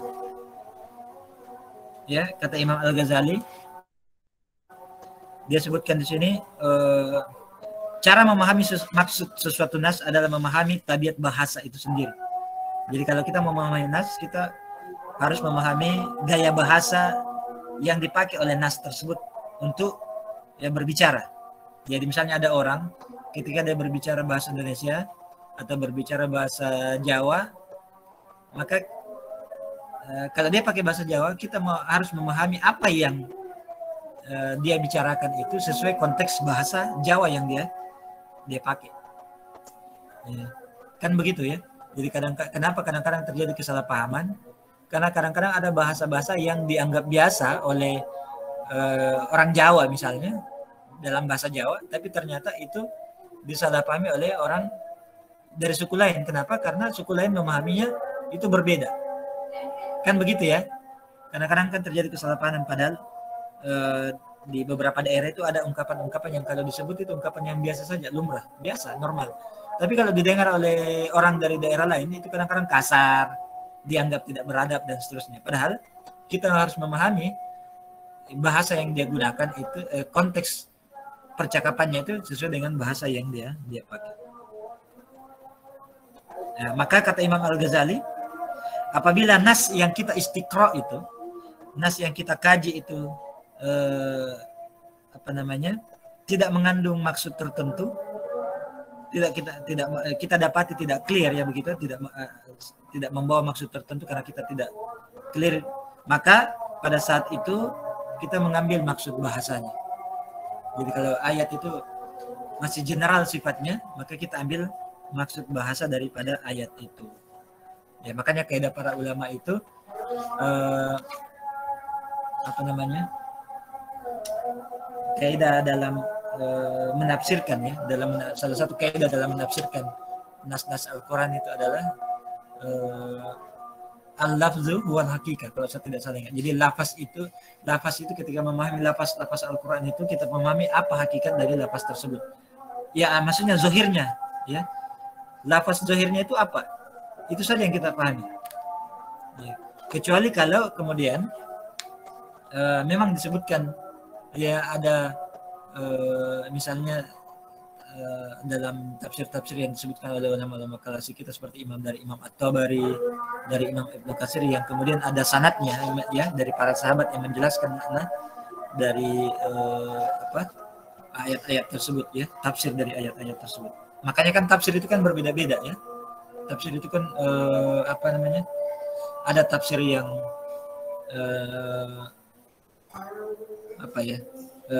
Tafsir bil mangkul ya istilahnya, itu maksudnya dinakalkan secara sanad dari para sahabat, dari Nabi, para sahabat dan seterusnya.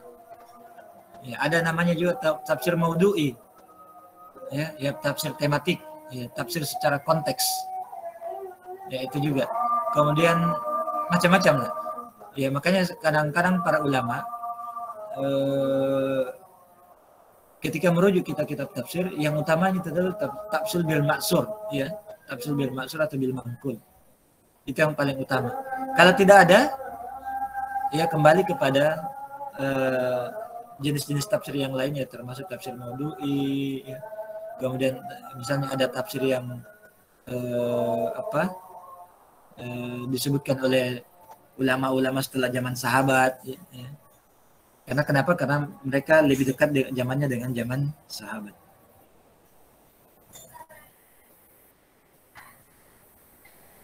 Kemudian memahami makna am dan khas dalam nas, ya, memahami maksud makna am dan khas dalam nas. Ini oh iya, yang mau sholat silahkan sholat. Ya, yang sudah masuk waktu sholat. Ya. Saya kurang lebih kebetulan hujan juga sini, kurang lebih 5 menit 10 menit ya kita break.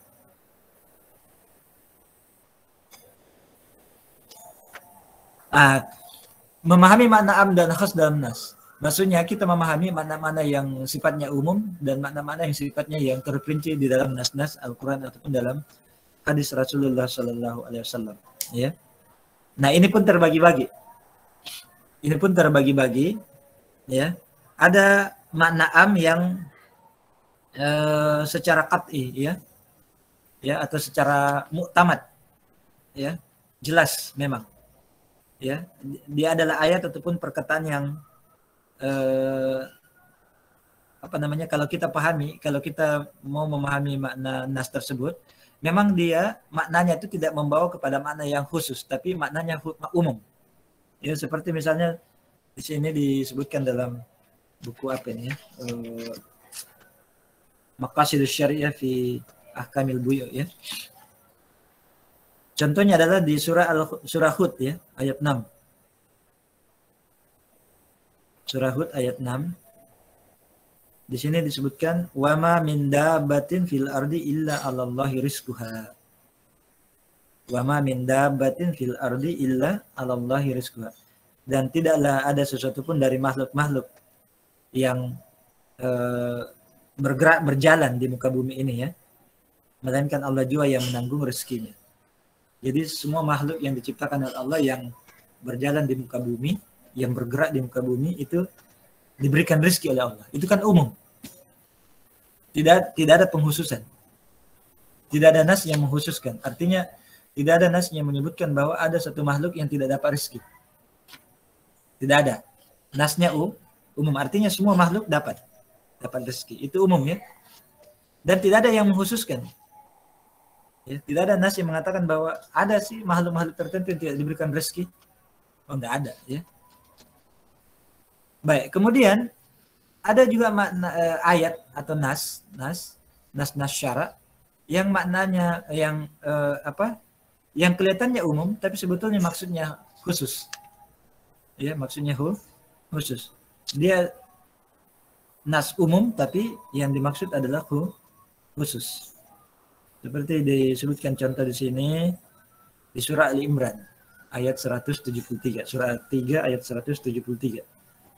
Ya, surah Ali Imran ayat 173. Di situ Allah Subhanahu wa taala berfirman, ya, alladzina qala lahumun nas innan nasa qad jama'u lakum fakhshawhum fazadahum fakhshawhum fazadahum imanan wa qalu hasbunallahu wa ni'mal wakil. Ya. Alladzina qala lahumun nas innan nasa qad jama'u lakum fakhshawhum fazadahum imanan wa qalu hasbunallahu wa ni'mal wakil. Ya, artinya mereka juga yang diberitahu oleh mereka juga yang diberitahu oleh orang-orang, ya, disampaikan kepada mereka bahwa orang-orang kafir musyrik itu sudah mengumpulkan tentara untuk memerangi kalian. Ya, jadi kepada orang-orang beriman diberitahukan bahwa orang-orang kafir sudah berkumpul untuk memerangi kalian. Ya, maka mereka dipertakutkan. Ya, mereka ditakut-takuti dengan itu. Ya, tapi justru fazadahum iman. Tapi justru orang-orang beriman ketika dikabarkan begitu bahwa orang-orang kafir sudah berkumpul untuk memerangi kalian, justru berita itu semakin menambah keimanan mereka. Ya, lalu mereka mengatakan hasbunallah wa ni'mal wakil. Ya. Ini ayat umum tapi maksudnya secara khas. Ya. Karena di dalam ayat itu ada asbabun nuzul yang menyebutkan orang-orang yang dimaksud itu adalah merujuk kepada sahabat Nabi, ya, yaitu Naim bin Mas'ud. Ya, Naim ya, coba saya cek di sini. Oh iya. Ya, Naim bin Mas'ud. Kemudian orang-orang kedua yaitu yang dimaksud orang kafir itu adalah Abu Sufyan dan kelompoknya, ya. Abu Sufyan dan kelompoknya. Ya, ini maknanya umum. Artinya makna ini bisa dipakai juga kepada orang-orang beriman selain mereka. Ya, makna ini bisa dipakai untuk orang-orang beriman kepada selain mereka, bahwa kalau ya dipertakutkan, ya ditakut-takuti tentang keberadaan orang kafir yang ingin memerangi mereka, maka seharusnya orang-orang beriman juga itu ya bertambah keimanannya. Cuma ya ayat ini ya menceritakan khas bahwa yang dimaksud di situ yang pertama adalah sahabat Nabi. Ya, ketika mereka diberitakan bahwa orang-orang kafir berkumpul untuk memerangi mereka, ya maka bertambahlah keimanannya.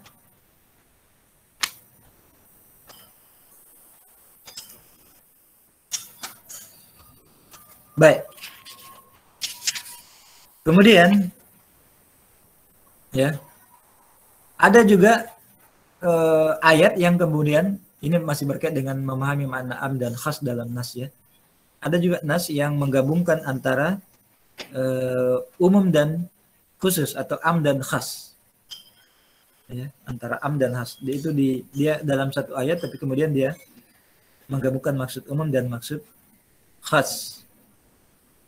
Ya, dan disinilah kadang-kala terjadi perselisihan juga, ada perbedaan pandangan dari para fuqaha, ya, seperti dalam surah Al-Hujurat, ya, seperti dalam Al-Quran surah Al-Hujurat ayat 13, ya, surah Al-Hujurat ayat 13. Di situ Allah Subhanahu Wa Taala berfirman, ya, di surah Al-Hujurat, ya ayyuhan nas inna khalaqnakum min dzakarin wa unsa wa ja'alnakum syu'uban wa qabaila lita'arafu. Inna akramakum indallahi atqakum innallaha alimun khabir. Ya.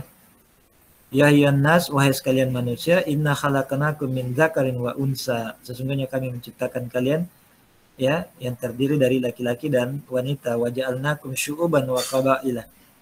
Dan kami jadikan kalian berbangsa-bangsa dan bersuku-suku, ya, lita'arafu, supaya kalian saling kenal mengenal. Inna akramakum, sesungguhnya yang paling mulia di antara kalian ya di sisi Allah adalah atqakum, yang paling bertakwa. Innallaha alimun khabir, dan sesungguhnya Allah yang paling mengetahui, ya, paling mengetahui tentang keadaan-keadaan kalian.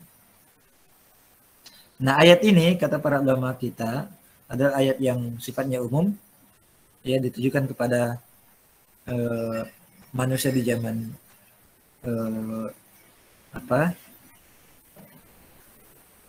zaman Nabi, zaman sebelumnya, dan sampai hari kiamat, ya, sampai hari kiamat, ya. Tapi ada para ulama juga yang menyebutkan bahwa ayat ini mengandung kekhususan, ya. Para ulama kita yang berpendapat bahwa ini mengandung kekhususan, dia menyebutkan bahwa ayat ini mengkhususkan dari ayat sebelumnya. Ya, ya bukan ayat yang seterusnya, jadi potongan ayat itu, jadi ayat yang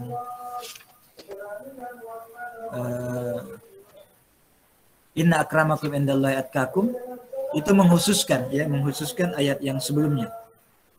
Jadi dia dalam satu potongan dalam satu kalimat ayat, tapi kemudian ternyata ada potongan dalam ayat itu yang mengkhususkan kalimat sebelumnya, ya, yaitu inna akramakum indallahi atqakum, itu mengkhususkan, ya, mengkhususkan ayat yang menyebutkan tentang ya ayyuhan nas inna khalaqnakum min zakarin wa unsa wa ja'alnakum syu'uban wa qabaila, ya. Nah, ini sifatnya umum, lalu dikhususkan dengan potongan ayat berikutnya, inna akramakum indallahi atqakum. Jadi dalam satu nas itu gabung antara umum dan khas, ya, antara umum dan khusus.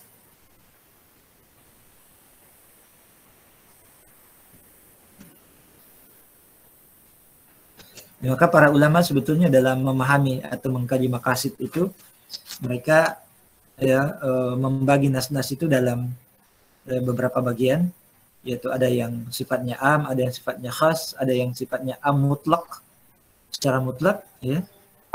Ya, ada yang muqayyad, terikat, am tapi muqayyad dengan nas-nas yang khas. Kemudian ada juga nas-nas yang secara khusus mengandung al-amr wan nahyu, ya, yang mengandung perintah-perintah dan larangan. Baik. Kemudian ini sudah asar, ya. Saya habiskan aja nih. Ya Ustaz, sedikit. Memahami perintah dan larangan yang jelas. Memahami perintah dan larangan yang jelas dalam nas, ya, memahami perintah dan larangan yang jelas dalam nas-nas Al-Qur'an. Nah, ini yang disebut oleh para ulama tadi, ya, ada nas-nas yang mutlak, muqayyad, dan ada yang secara khusus juga terkait dengan al-amr wan nahy. Seperti misalnya di Al-Qur'an surah Al-Maidah ayat 38. Surah Al-Maidah ayat 38 itu tentang larangan mencuri. Itu jelas. Karena Allah berkata, Allah menyebutkan di situ, berfirman, was-sariqu was-sariqatu faqta'u aydiyahuma. Ya. Pencuri laki-laki dan pencuri perempuan, ya, faqta'u aydiyahuma. Potonglah, ya, tangan mereka sebagai balasan dari, ya, perbuatan mereka mencuri. Itu jelas. Maksudnya nas itu mengandung perintah sekaligus larangan. Perintah dalam hal hukuman dan larangan dalam hal jenis perbuatan. Ya. Larangan dalam hal jenis perbuatan. Apa jenis perbuatannya? Itu mencuri. Hukumannya adalah dengan memotong tangan. Dan itu faqta'u menggunakan fi'il amr, ya, potonglah tangannya, ya, artinya dalam bentuk perintah untuk melaksanakan hukum sebagai akibat dari dilaksanakannya sebuah larangan, yaitu mencuri.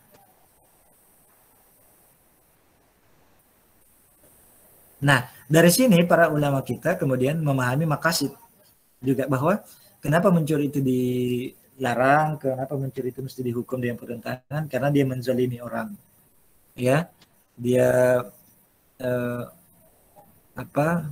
ya, mengambil harta yang bukan miliknya, kemudian untuk memberikan peringatan, kepada orang ramai, kepada masyarakat umum bahwa perbuatan mencuri itu ya tidak boleh dan hukumannya tegas, ya. Dan hukum memotong tangan itu sebagai peringatan keras ya supaya orang tidak melakukannya kembali. Ya, dan itu kita rasakan hikmahnya sekarang kan, ketika mencuri itu tidak apa ya, dihukum dengan hukum yang ringan, maka perbuatan mencuri itu dan menzalimi hak orang lain atau mengambil harta yang bukan hak miliknya itu kemudian merajalela, ya. Ini terlepas dari hukum-hukum positif ya, terlepas dari hukum. Tapi inilah maksud syarat kenapa perbuatan jenis mencuri itu dihukum dengan memotong tangannya. Apalagi dalam nas-nas hadis juga diterangkan ya tentang hukuman potong tangan itu secara lebih terperinci malah, ya. Seperti misalnya kalau dalam hadis ya disebutkan di sini contoh hadis tentang bagaimana Nabi menjelaskan bahwa kalau orang mencuri seharga 1/4 dinar, ya, itu ada jelas ya di bagaimana batasan potongannya, ya. Artinya minimal itu ya, kalau dia mencuri barang yang paling minimal 1/4 dinar itu sudah berhak untuk mendapatkan hukuman potong tangan, apalagi kalau yang lebih besar dari itu. Kemudian melihat kepada illah nasiyah, ini bukan nasiyah, nasiyah, illah nasiyah, bukan nasiyah, nasiyah 2 S-nya. Ya, maksudnya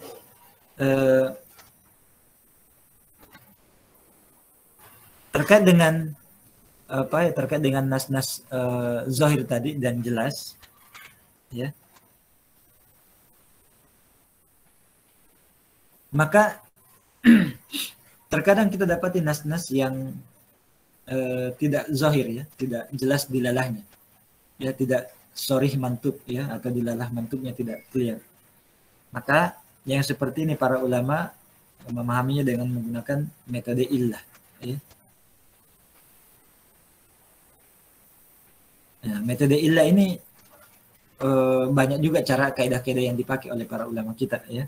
Cuma seperti Syekh Abu Zahra menyebut bahwa illah hukum itu, illah atau ya, illah itu sebab ya, sebab-sebab hukum itu diambil dari nas-nas juga ya, kemudian dari pemahaman ijma' para ulama ya, ataukah kesimpulan fikih yang diambilkan dari hukum-hukum syarat tersebut. Nah, itu yang kita sebutkan kaidahnya ya pada pertemuan yang lalu ya, apa namanya, al-hukmu yaduru ma illatihi wujudan wa adam. Ya, hukum itu ya beredar atau wujud hukum itu jika apa bersama dengan illahnya, bersama dengan sebab-sebabnya. Jadi hukum itu ada bersama dengan sebab-sebabnya. Kalau sebab-sebabnya ada, maka hukumnya ada, dan kalau sebab-sebabnya hilang, maka hukumnya juga hilang. Artinya hukum itu juga tergantung dari sebab, ya, dari sebab. Nah, ini sebab ini atau illah ini itu ada dalam nas, cuma tidak clear, tidak zahir seperti yang nomor 1 tadi, ya, memahami nas dengan nas-nas zahir. Artinya ketika kita membaca nas itu dia tidak clear, mesti kita merujuk kepada para ulama. Ya, seperti misalnya dicontohkan dalam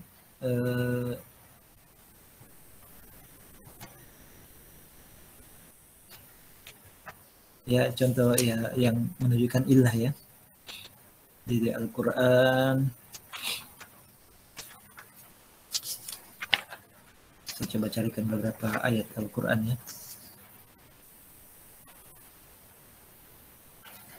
Nah, coba di sini di dalam Al-Quran surah Al-Maidah ayat 6 contohnya.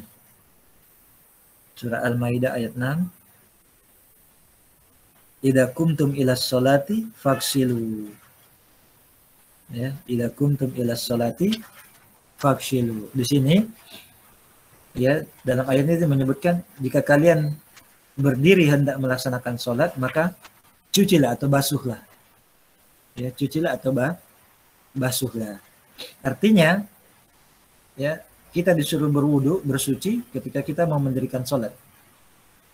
Nah, para ulama memahami bahwa wudu itu disyariatkan ketika kita mau sholat. Ya, masalah wajibnya atau sunnahnya itu tidak dibahas, tapi yang jelas wudu itu disyariatkan ketika kita mau sholat. Ya, artinya illah diberlakukannya wudu itu adalah ketika kita mau mendirikan sholat. Ya, perbuatan mendirikan sholat itu menjadi sebab ya diperlakukannya syarat untuk melaksanakan wudu.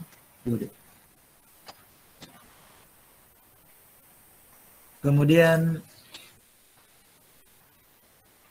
contoh lain ya.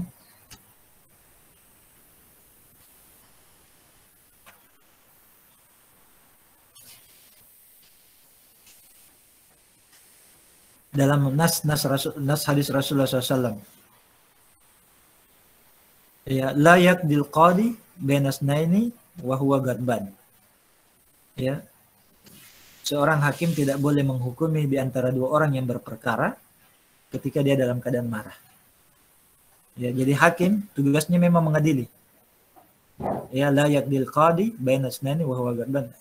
Seorang hakim itu tugasnya memang mengadili, seorang qadi ya. Tapi ketika dia marah, dalam keadaan marah, maka dia tidak boleh menjalankan tugasnya. Jadi marah itu menjadi illah, menjadi sebab, ya menjadi sebab hilangnya fungsi dia sebagai seorang hakim. Ya, menjadi sebab hilangnya fungsi dia sebagai seorang hakim yang bertugas untuk mengadili. Ya. Kalau tidak ada emosi, tidak ada rasa marah, maka dia kembali kepada hukum asalnya bahwa seorang hakim itu tugasnya untuk mengadili. Kemudian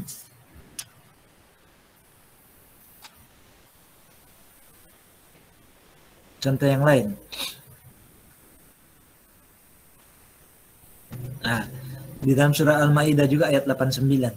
Surah Al-Maidah ayat 89, la yu'akhidukumullahu billagwi fi aimanikum walakin yu'akhidukum bima aqadtumul aiman. Ya, Allah tidak akan menghukum kamu disebabkan sumpah-sumpah kamu yang tidak disengaja. Ya, walakin yu'akhidukum bima aqadtumul aiman. Akan tapi Allah akan menghukum kamu akibat sumpah-sumpahmu yang kamu sengaja. Jadi antara tidak sengaja dan sengaja itu menjadi sebab jatuhnya hukuman ketika kita bersumpah.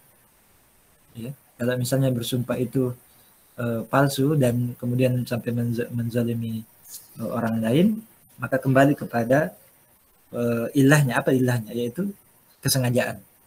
Kalau dia sengaja maka jatuh hukuman, dan kalau dia tidak sengaja itu tidak dijatuhkan hukuman ya, secara nas. Ya, jadi antara sengaja atau apa atau niat itu menjadi ilah ya. Niat itu menjadi ilah keberadaan hukum terhadap sumpah. Walaupun karena kita sebutkan di sini pada pembahasan tentang usul fiqh, maka ketika kita berhadapan dengan hakim, ya yang dihukum itu bukan soal niat, tapi yang dihukumi adalah bagaimana si hakim memahami sumpah tersebut. Ya, karena manusia kan tidak bisa menghukumi niat, tapi secara syariat dia dihukumi secara niatnya. Manusia ketika dia bersumpah, secara syariat dia dihukumi kembali kepada niatnya. Tapi ketika dia berperkara dan dibawa kepada di depan hakim, maka hakim akan menghukumi sesuai dengan asumsi hakim terhadap sumpah tersebut.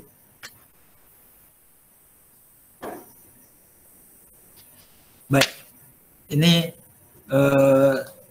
kaitannya antara nas-nas dan maqasid syariah, yaitu kita sudah sebutkan, pertama menentukan maqasid dengan nas-nas zahir dan jelas, kemudian kedua memahami perintah dan larangan yang jelas dalam nas, ya kita cari kalau clear hukum syaratnya, maka terkait dengan perintah dan larangan ya. Perintah dan larangan tersebut itu clear ya, dan dari situ dipahami oleh para ulama untuk apa kaitan perintah dan larangan tersebut dengan maqasid. Kemudian melihat kepada illah nasiyah, illah nasiyah. Sebab diberlakukannya perintah atau larangan tersebut yang disebutkan dalam nas, ya, ketika ada hukum, ya, walaupun dia hukumnya am, ya, maka atau hukumnya khas, maka kembali kepada ilahnya, karena memang nas menyebutkan ada ilah, ya, terkait dengan perbuatan-perbuatan tersebut. Baik, sampai sini ada yang mau ditanya atau dikomentari atau apa? Kita punya waktu sedikit, ya. Dia ada jam berapa sekarang? Sudah mau jam 2 ya? Sudah mau jam 3 ya? Jam 3, yes. Sudah mau jam 3.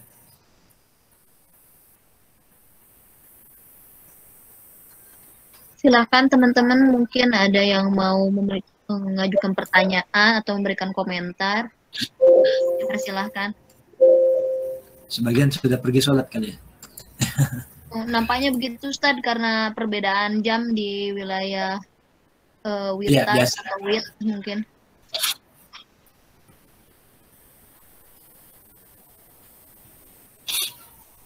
Kalau nggak ada, kita cukup dulu ya sampai sini. Sedia masih ada kelas lain lagi di ITB juga, masih ITB juga. Kelas Baik, baca yang Ustaz. kita nanti lanjutkan pada pertemuan akan datang lagi ya. Masih berkait maka. Jadi materinya itu saya sambung aja di slide ya. Saya tidak buat slide baru, tapi saya sambung terus di slide-nya. Ya, jadi update slide-nya. Ya, biar terupdate saja gitu, ya. Jadi nggak Ya, usah siap, di slide yang berbeda, ya. Jadi slide terakhir udah ada pembahasan sebelumnya, Ustadz ya, jadi terupdate ya. Iya, sudah ada, sudah ada. Jadi sudah, Baik, jadi yang saya berikan kepada kota kelas itu sudah terupdate, ya. Oh, yang kemarin mau, yang tadi iya. Iya, yang mau terupdate minta saja sama kota kelas. Sudah, ya. Sudah terima tadi dari Bu Ketua. Jadi saya sengaja begitu supaya tidak terpisah-pisah. Dia dalam satu mudah untuk belajar. Baik, Ustaz, terima kasih banyak. Baik, dan nanti mungkin untuk yang kita sudah ke pertemuan keberapa ini? Ketiga ini. Ketiga. Mungkin ketiga, ya. kita akan berikan tugas lagi. Kita akan berikan tugas lagi di pertemuan yang keempat. Baik, Ustaz. Ustaz boleh bertanya sedikit, Ustaz? Ustaz, Bu Ketua ada sedikit pertanyaan boleh? Boleh.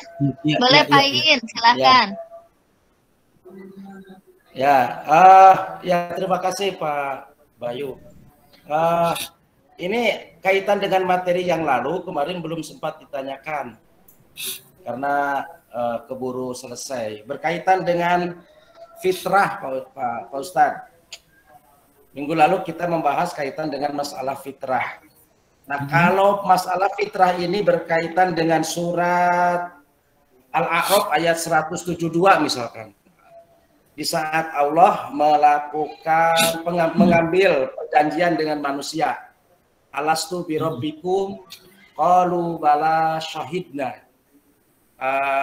Kemudian fitrah yang dimaksud itu menurut Imam Al-Bukhari di bahwa dinul Islam, kata Imam Al-Bukhari, bahwa tatkala kita diambil perjanjian itu, kemudian pada saat itu pula kita sudah memeluk agama Islam. Dari sejak kita diambil di usia 4 bulan itu. Yang jadi pertanyaannya adalah sementara ini kan banyak banyak hal yang terjadi di tengah-tengah kehidupan kita berkaitan dengan paham takfiri, Ustaz. Paham takfiri. Bahkan kemudian menurut hal yang sekarang lagi lagi viral, misalkan yang menuntut penghapusan 300 ayat Al-Qur'an itu, pendeta Ibrahim itu kan berawal dia dari pemahaman di NII di Az-Zaitun. Ya, di Az-Zaitun. Nah, terus gimana Pak? Pertanyaannya gimana? Putus ya. Gimana Pak In pertanyaannya? Kasih Pak Ustadz. Gimana pertanyaannya? Kalau dikolerasikan antara surat masih nyambung Pak Ustadz? Ya. Halo? Halo, ulangi pertanyaannya.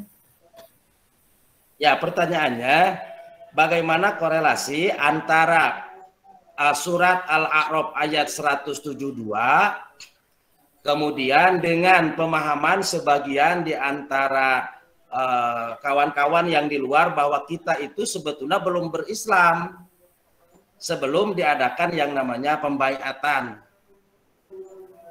Nah, bagaimana menurut Pak Ustadz? Iya.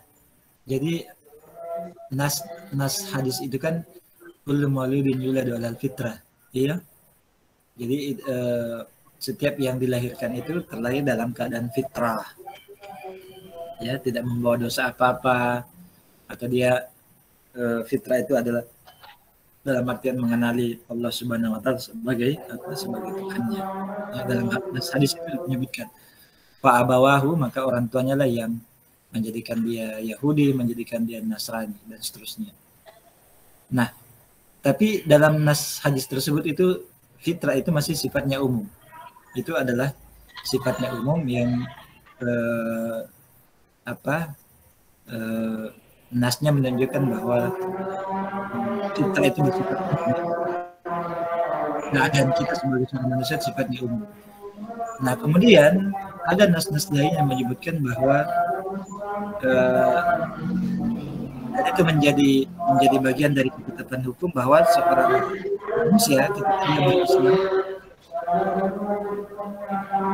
ketika dia berislam dia mesti bersyahadat. Ya, ketika dia mau dikatakan Islam dia mesti bersyahadat. Sehingga kalau dia tidak mengucapkan syahadat, ya, dia tidak mengucapkan syahadat atau dia tidak menunjukkan kemuslimannya dengan menjalankan syarat Islam itu, dia kan harus menjalankan syarat Islam sebagai muslim, dia tidak dihukum juga sebagai seorang muslim ya, secara umum. Jadi sebetulnya nas-nas seperti itu sangat lengkap. Nas-nas itu lengkap yang sifatnya umum lalu dikhususkan bahwa seorang muslim itu bersyahadat atau dia menjalankan hukum-hukum syarat yang lain yang dia sebagai kewajiban atas seorang muslim. Nah, tidak ada yang bisa mengeluarkannya dari muslim kecuali juga jelas ada hal-hal yang mengeluarkannya dari Islam. Ya, jadi dia masuk berdasarkan tanda-tanda yang jelas dan dia keluar juga berdasarkan tanda-tanda yang jelas. Nah, tanda-tanda itu juga diserahkan kepada ahlinya, ya, diserahkan kepada para ulama untuk ini apakah dia sudah dihukum murtad atau tidak. Ya. Pada saat gitu ya Pak ini ya. Ya. Jadi kesimpulannya kita tidak, kalau memang keluarga kita muslim tidak mesti harus ada lagi pembaiatan gitu ya Pak Ustadz? Ya, tidak mesti. Ya, tidak mesti. Tapi dengan catatan dia menjalankan ya apa-apa yang menjadi ketentuan sebagai seorang muslim. Ya. Muslim. Ya, sebagai seorang muslim. Karena kan kita memang keturunan semua dari muslim kan, ya, kecuali kalau telah jelas kita terlahir sebagai seorang non muslim maka kita bersyahadat masuk ke dalam muslim. Itu panjang pembahasannya tentang syarat-syarat seorang masuk Islam atau dikatakan sebagai seorang muslim. Ya. Kita juga sepakat Pak Ustadz, apalagi misalkan dalam surat Fatir ayat 21 Allah juga menjelaskan demikian, walladzina amanu wattaba'athum dzurriyyatuhum biimanin alhaqna bihim.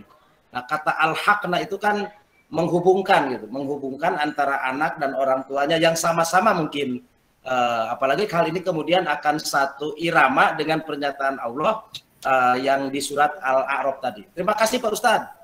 Ya, sama-sama. Baik, saya kira demikian untuk sementara kelas kita. Sudah waktu juga ya. Sekali lagi jumpa minggu depan untuk melanjutkan kelas kita, dan kita tutup dengan kafarat majelis. Subhanakallahumma wa bihamdika asyhadu an la ilaha illa anta astaghfiruka wa atubu ilaik. Assalamualaikum. Terima kasih banyak Ustaz. Terima kasih Ustaz. Assalamualaikum. Waalaikumsalam warahmatullahi wabarakatuh. Sama.